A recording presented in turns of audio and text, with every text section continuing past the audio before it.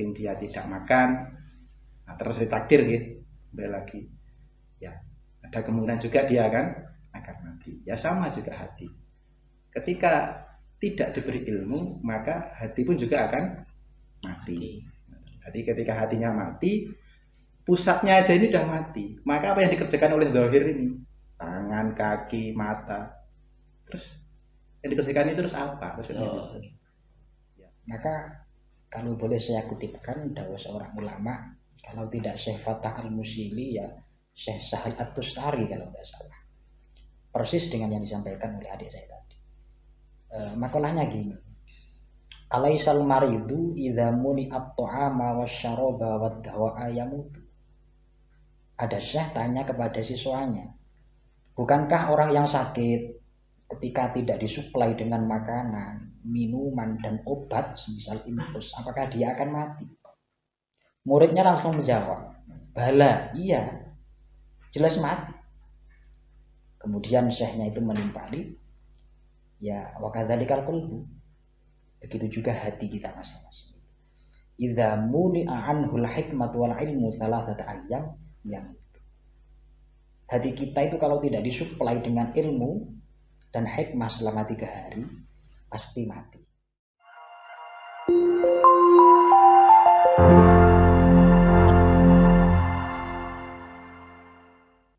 Sebegitu pentingnya mencari ilmu yang seperti apa yang harus dicari, dan lembaga pendidikannya itu apa? Apakah di pondok pesantren ataukah semua lembaga pendidikan kayak sekolah, SMA, SD itu sudah cukup untuk tempat mencari ilmu guna untuk menerangi hati?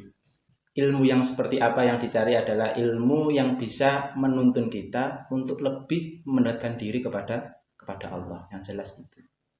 Kemudian ilmu yang seperti ini didapatkan di mana? Ya, tidak ada tempat lain menurut saya. Ya hanya pondok pesantren ini tadi. Pondok pesantren, mengapa kok saya bilang hanya pondok pesantren saja? Ya kalau kita lihat sekarang pondok pesantren itu kan santri dalam pondok secara peraturan kan tidak boleh keluar kemana-mana, gitu.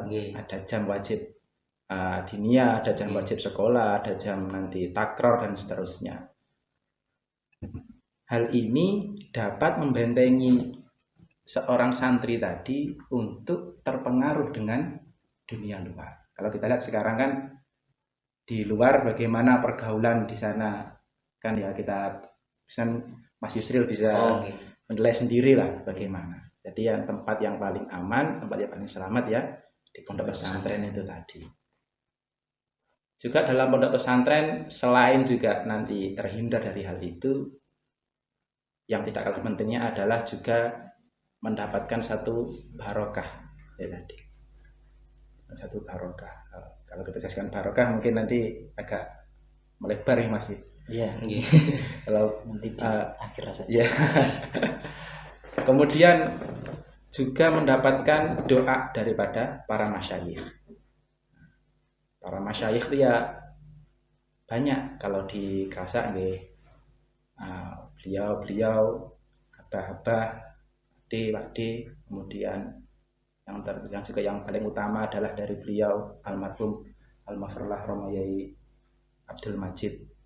Ketika di pondok pesantren selain juga tadi terhindar daripada pergaulan dunia luar, kemudian juga mendapat satu barokah, kemudian mendapatkan doa daripada masyayikh. Itu 3 hal ini yang mungkin tidak didapatkan di tempat lain seperti itu. Oke, berarti karena selain sistem di pondok pesantren yang sangat baik untuk menggembleng santri guna ketika proses belajar dan unsur barokah, kira-kira apa Mas Wan? Kenapa kita harus menempuh atau belajar di pondok pesantren? Urgensinya apa? Iya. Kenapa harus ke pondok pesantren? Sebelum itu yang kita harus pahami bahwa kita tidak perlu yang namanya dikotomi ilmu, yang sehingga dibedakan antara ilmu formal dan syariah dan non syariah. Secara umum tetap semua ilmu itu miliknya Gusti Allah, sekalipun pelajaran terkait astronomi. terkait bulan dan bintang. Nyatanya di Al-Quran pun juga disebutkan hal-hal semacam itu. Itu yang perlu dipahami. Kemudian terkait ilmu yang harus dipelajari sebelum ke pondok pesantren ya. Ilmu yang harus dipelajari itu adalah, kalau boleh diklasifikasikan, ada ilmu yang bersifat fardu ain untuk dipelajari. Contoh seperti ilmu akidah. Ya kita harus tahu bahwa Tuhan kita itu cuma satu, aifahuallah. Tidak ada yang lain. Kita tahu Allah itu bersifat apa juga kita harus tahu. Kemudian yang kedua, ilmu-ilmu yang berkaitan dengan amaliyah yang memang akan kita lakukan. Semisal kita mau sholat, ya kita harus tahu ilmunya sholat itu seperti apa, yang sehingga tatanannya itu benar. Takbir itu apakah wajib, baca Fatihah apakah wajib, itu juga harus diketahui. Karena terkadang orang-orang itu masih ada yang belum paham terkait sholat. Satu contoh semisal, saya pernah meminta kepada beberapa santri untuk mempraktekkan takbiratul ihram. Mereka saya minta untuk praktek takbiratul ihram secara batas minimal ya, bukan secara sempurna. Mereka itu saya tanya, takbiratul ihram itu bagaimana? Mereka langsung dengan mudahnya seperti ini. Nah, semestinya secara ilmu takbiratul ihram itu bukan mengangkat tangan. Ini namanya raf'ul yadain. Takbiratul ihram itu adalah Allahu Akbar. Kalau saya minta praktek, ayo saya coba praktek takbiratul ihram. Ya sudah, tinggal bilang saja Allahu Akbar. Tidak perlu gini gitu Mas. Tadi kan sudah saya katakan batas minimalnya. Nah, hal semacam itu harus diketahui karena itu bersifat fardhu ain. Bahkan dalam kitab Minhajul Muta'allim, karya dari Hujjatul Islam Al-Ghazali, itu bahwa ilmu tasawuf termasuk ilmu yang sangat perlu untuk diketahui. Ilmu tasawuf itu lebih ke etika, lebih ke tata krama, bagaimana menata hati agar supaya bersih. Karena sebenarnya ilmu itu bukan kasratul riwayah, bukan kok seseorang mahir mengungkapkan berbagai macam takbir, ibarat ataupun makalah ulama. Sebenarnya bukan itu, melainkan adalah adanya hati itu bisa bersinar yang sehingga bisa menyampaikan atau mendekatkan diri kepada Allah tadi. Itu yang fardhu ain. Nah, kemudian ada yang fardhu kifayah seperti ilmu kedokteran dan ilmu-ilmu yang lain. Itu sifatnya kan fardhu kifayah. Nah, kalau kita runtut dari sini, ilmu fardhu ain akan hanya bisa dicapai ketika kita berada di pondok pesantren. Dalam tanda kutip dicapai dengan sempurna. Maka termasuk keunggulan pesantren menurut hemat saya, di antara yang pertama adalah diajarkan ilmu-ilmu secara lengkap. Minal awal hatta akhir. Kalau boleh kita tengok di lembaga selain pesantren, mungkin akan diterangkan caranya wudhu, atau mungkin kewajibannya wudhu, fardunya wudhu itu yang ada 6 itu. Tapi mungkin tidak diterangkan bagaimana apa saja sih hal-hal yang membatalkan wudhu. Atau mungkin gini, di kelas 1 diajarkan bab wudhu, tapi di kelas 2 diajarkan bab zakat. Di kelas 3 diajarkan haji. Ini kan tidak runtut. Tapi kalau di pondok pesantren, pengajarannya runtut. Jadi kepahaman orang itu sempurna. Semisal memahami jihad itu seperti apa sih gitu. Nah, di pondok pesantren dikaji dengan benar-benar bahwa yang dimaksud jihad itu adalah, kalau dulu ya memang perang. Tapi memang jihad itu tidak hanya perang, tidak hanya melulu perang melawan orang kafir. Yang namanya jihad itu ya macam-macam. Termasuk kita nasrul ilmi dalam rangka menyebarkan agama Allah itu juga termasuk jihad. Yang pertama. Yang kedua, di pondok pesantren itu selain diajarkan taklim itu mengajar alif ba ta sa itu, juga diajarkan tarbiyah, Tarbiyah itu simpel saja, membangunkan santri tidur untuk melaksanakan sholat subuh. Itu saya kira yang paling sering dilakukan hanya di pondok pesantren. Bagaimana etika santri ketika menghadap kiainya, bagaimana etika santri kepada orang tuanya, itu diajarkan di pondok pesantren yang insya Allah dapat dipelajari dengan lengkap. Jadi kalau bahasa mudahnya itu di pesantren, selain diajarkan secara di meja-meja formal, tapi juga diajarkan secara praktek. Kiainya istiqomah jamaah, istiqomah membangunkan para santri. Bahkan di sebagian pondok juga sampai ada yang disemprot itu kan ya. Ya, itu termasuk saya pelakunya. Saya korban. Ada korbannya. Ya, saya itu termasuk pelaku dan sampai sekarang. Sebenarnya simpel, remeh. Tapi dapat mendidik santri di bawah, oh sekarang subuh, saya harus bangun. Itu saja. Itu mungkin beberapa hal kenapa kita harus milih pondok pesantren. Jadi diajarkan secara sempurna Mas. Secara sempurna, tidak hanya sepotong-sepotong. Karena kalau sepotong-sepotong ya pemahamannya ya sepotong-sepotong. Diajarkan secara sempurna dan juga diimbangi dengan adanya praktek. Jadi kan lisanul hal kan, afsahu min lisanul maqal kan seperti itu. Seperti halnya contohnya diajarkan sholat, kemudian setelah itu naik diajarkan jamaah. Kemudian dipraktekkan itu jamaah itu seperti di tarbiyah tadi kan, dioprak jamaah dan seterusnya seperti itu. Dan lengkap ya, contoh mana Fathul Qorib ya kan, ubudiyah, kemudian apa muamalah gitu. Yang paling penting munakah. Ya, yang terakhir dia munakah ini kalau praktek itu. Nah, ini kayaknya kita harus belajar munakah. Ya, karena mau terjun ke sana gitu. Yang ini yang belum ya, praktek bocoran lah.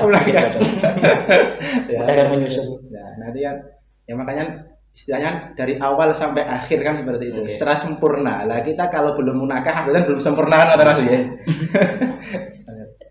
Nggih, memang ngoten niku di pondok pesantren kita mengaji nopo mawon secara tuntas, terutama di keilmuan keagamaan. Realitas yang ada banyak sekali pondok pesantren, Mas. Di Indonesia itu ada pondok pesantren yang mengatakan tahfidz, tapi di sisi lain mengisi atau mengajarkan hal-hal yang seharusnya tidak diajarkan. Dan itu banyak memang di Indonesia. Atas bagaimana memilih pondok pesantren yang tepat, yang sesuai dengan ketentuan yang memang harus dipelajari di pondok pesantren. Mungkin Mas Ajib dulu. Pesantren yang seperti apa? Yang jelas menurut saya adalah pesantren yang sanad keilmuan dari pesantren tersebut jelas. Mengapa kok sanad itu penting? Karena ada satu makalah mengatakan al-isnad minaddin. Kalau isnad lakola masya ansya seperti itu. Isnad, sanad itu sebagai dari agama. Kok umpama tidak ada sanad, maka orang ini akan bertindak, akan berucap itu sakar PDW dari istilah itu. Sakar PDW. Artinya tidak ada satu landasan dalil baik itu Al-Quran, hadis atau ijma' qiyas yang memperbolehkan hal itu. Nah, kalau kita mencari pesantren yang seperti apa, menurut saya adalah satu pesantren yang sanad keilmuannya jelas. Sama contoh kayak kulaleh Mas Fatni nggih. Kita kan mondok teng di Lirboyo kan. Cara sanadnya jelas. Dari kami, dari mustahik kami istilahnya guru kelas itu, kemudian mustahik itu dari gurunya terus sampai pada Mbah Yai. Kemudian Mbah Yai Idris almarhum dari Mbah Yai Marzuki ilmunya. Mbah Yai Marzuki dari Mbah Yai Abdul Karim. Mbah Yai Abdul Karim dari Mbah Yai Khalil Bangkalan. Mbah Yai Khalil Bangkalan dari Mbah Yai Nawawi Banten dan seterusnya sampai pada Kanjeng Nabi. Lah, pesantren yang seperti inilah yang sanad keilmuannya jelas. Oh ini dari sini. Seperti itu menurut saya. Jadi kalau ada satu pesantren ya kita lihat dulu, kita harus juga gak syukur, istilah cara bahasa Jawanya syukur angger. Angger mondok nih anak itu angger mondok. Oke, kita harus teliti dulu. Oh pesantren ini Atau mungkin juga bisa dilihat dari haliyah daripada masyayikhnya, dari kiainya. Oh, pesantren ini haliyah masyayikhnya oh bagus. Kemudian sanadnya ilmunya juga jelas. Oh, berarti ini layak untuk menjadi tempat thalabul ilmi, seperti itu. Menurut saya seperti itu mungkin Mas Fuad. Nggih, pripun Mas? Selain sanad dan haliyah pengajarnya di pesantren napa Mas? Kriteria pondok pesantren Nggih, sing tepat. sulit ini. Napa pokok seperti memborudang. Ya bisa. Oh, Monggo para wali santri di Kalau untuk kriteria pondok yang jelas yang pertama tetap berlandaskan ahlus sunnah wal jamaah. Kita tahu bahwa golongan yang selamat besok adalah yang berhaluan ahlus sunnah wal jamaah, dan saya tidak mau saling mengklaim dan saling menuduh mana pondok yang tidak, mana pondok yang iya. Tapi untuk bisa mengetahui apakah itu berhaluan ahlus sunnah wal jamaah,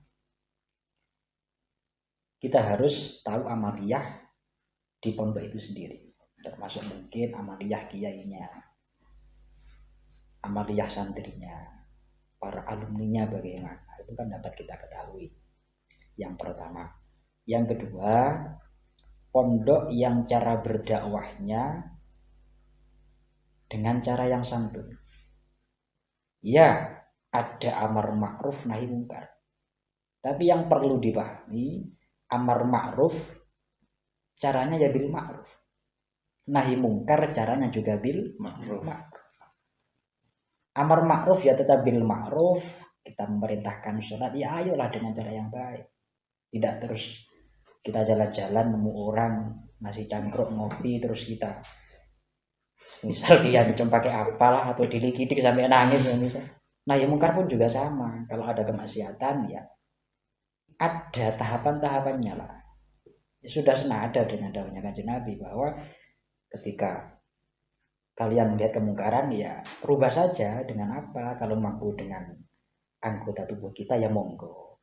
Kalau tidak mampu ya dengan desa, tidak mampu dengan hati. Nah kita lihat saja rekam jejak pondok pesantren ini, cara dakwahnya bagaimana. Yang jelas kalau kita flashback ke belakang jauh, cara dakwahnya Kanjeng Nabi itu bagaimana. Cara dakwahnya Wali Songo itu bagaimana. Toleransinya Mbah Hashim itu bagaimana. Iya kan? Ya kita harus melihat hal-hal semacam itu. Cara dawe beliau tadi tidak syukur apa? Sekurang Ya. Ternyata kalau saya istilahkan ke bahasa masa kini, sat-set dalam urusan mondok itu tidak baik. Kita harus pilih-pilih terlebih dahulu, harus ada filter. Itu yang kedua. Yang ketiga, yang paling afdol, yang paling akmal, yang paling sempurna, kita memilih pondok-pondok pesantren yang di situ dikaji kutubus salaf. Ketika ditanya siapa yang dimaksud as-salaf, ya Kanjeng Nabi jelas, para sahabat, para tabi'in dan tabi'in. Nah, kitab-kitab para ulama-ulama itu, ulama-ulama kuno itu, kalau itu dibahas di satu pondok pesantren dan kutub-kutub yang memang muktabaroh, ya itu termasuk kriterianya. Ya contoh ya di Grasa masih diajarkan kitab Fathul Qorib, Fathul Mu'in, Ihya Ulumuddin, dan ke semua ulama itu adalah ulama-ulama yang berhaluan ahlus sunnah wal jamaah, sebagaimana diterangkan oleh Syekh Ibrahim Al-Laqani dalam kitab Jawharatut Tauhidnya, fakullu khairin fittiba'i man salaf wa kullu syarrin fittida'i man khalaf. Kebaikan yang sesungguhnya itu ketika kita mengikuti gaya dari ulama salaf.